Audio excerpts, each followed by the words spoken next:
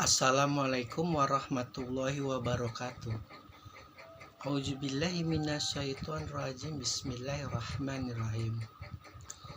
Wa qala al-insanu ma laha.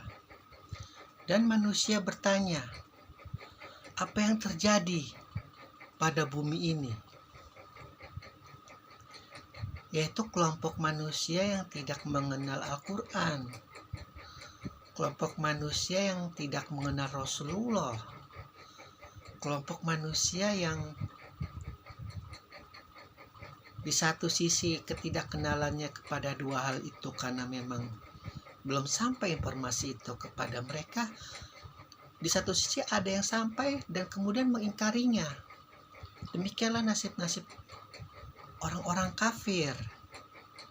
Orang-orang kafir pun ini terbagi menjadi dua, yaitu yang memusuhi Islam dan yang tidak memusuhi Islam, berjalan beriringan, berdampingan.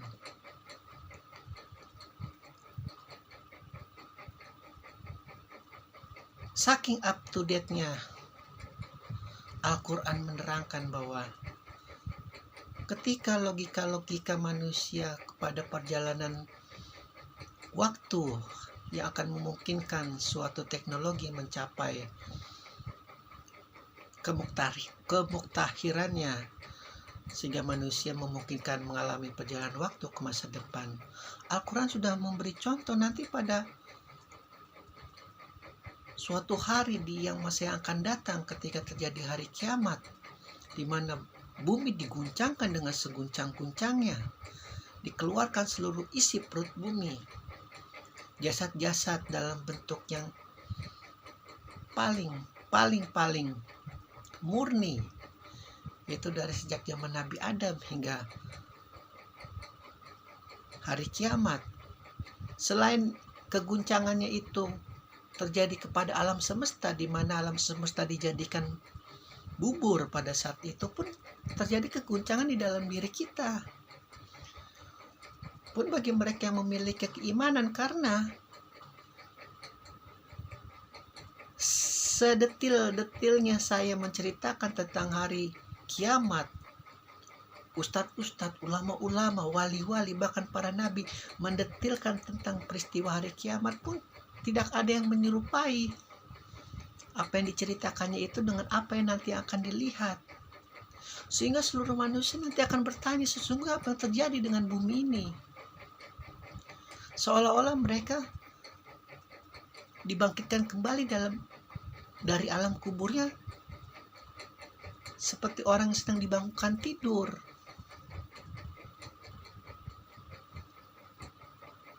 Itu ya, yang teknologi-teknologi itu yang tidak ada pada kitab-kitab yang lain tentang kejadian di masa depan, sehingga ahli-ahli sains, ahli-ahli ilmuwan fisika, ilmuwan teknologi, bioteknologi dan semacamnya itu mencoba terus, mungkinkah kita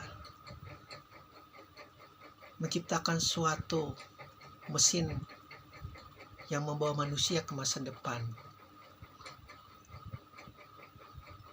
Jadi tercipta fiksi-fiksi, film-film Terminator. Itu semua hal-hal yang ada di dalam logika manusia. Tidak ada api kalau tidak ada asap kalau tidak ada api. Artinya ini Al-Quran ini up to date. Sebelum Hollywood memikirkan tentang itu, sebelum para ilmuwan memikirkan tentang itu, sebelum teknokrat memikirkan tentang itu, Al-Quran sudah menceritakan, ayo ciptakan teknologi semacam ini ke masa depan. Langsung terjadi hari kiamat, bisa tidak? Berlomba-lomba.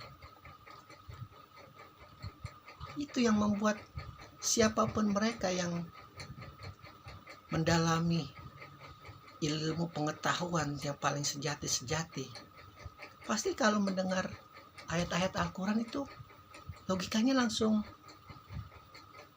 tercapai. Dan hal ini tidak akan sampai kepada mereka yang tidak mencintai fisika. Saya mau ngomong berbusa sampai keluar busa darah di mulut saya kalau tidak mengenal tentang dunia kuantum, dunia fisika, dunia ruang dan waktu yang begitu abstrak, tidak akan mengerti apa yang saya katakan. Tapi coba dengan Einstein, dengan pencipta-pencipta ilmu-ilmuwan yang lainnya, dengan barisan-barisan ilmu fisikawan, mulai dari Yunani, ahli-ahli teknokrat, penyair semuanya sampai detik ini. Jika dia akalnya bermain, pasti liar. Sampai diciptakan sebuah fiksi-fiksi tentang perjalanan waktu, Marvel sekarang yang sedang booming.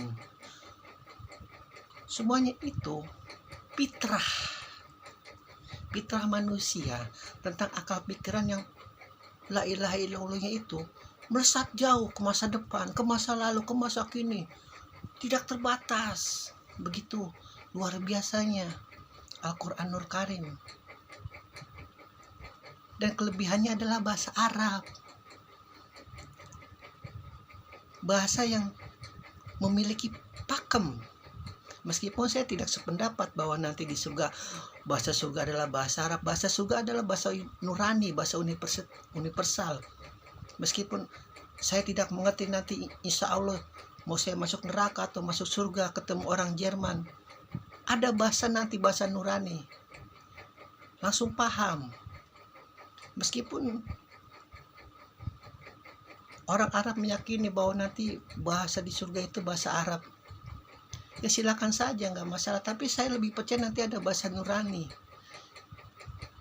bahasa yang akan semua orang mengerti tanpa perlu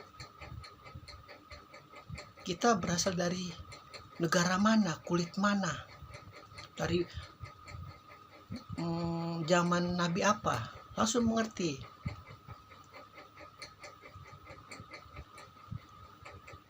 Kembali lagi kepada pokok bahasan. Jadi kembali ya, Al-Quran itu inti atom alam semesta. Makanya barang siapa yang mengenal Al-Quran itu ya, itu insya Allah hatinya seperti Iron Man, memiliki semacam power nuklir yang tak ada batasnya. Mau cerita tentang masa lalu, masa Rasulullah, masa kini sekarang, masa depan, masa surga, masa neraka, dipentok-pentokinya sudah. Nanti pasti ada skenario baru lagi dari Allah Subhanahu wa Ta'ala. Memang batasnya hanya sampai surga dan neraka dulu. Begitu iblis sesuai pada tempatnya, makannya di neraka, entah apa yang terjadi. Karena pasti iblis juga memiliki hujah-hujah sendiri dia. Tidak mungkin. Dia pasti mengumpulkan bukti-bukti bahwa dia juga tidak bersalah.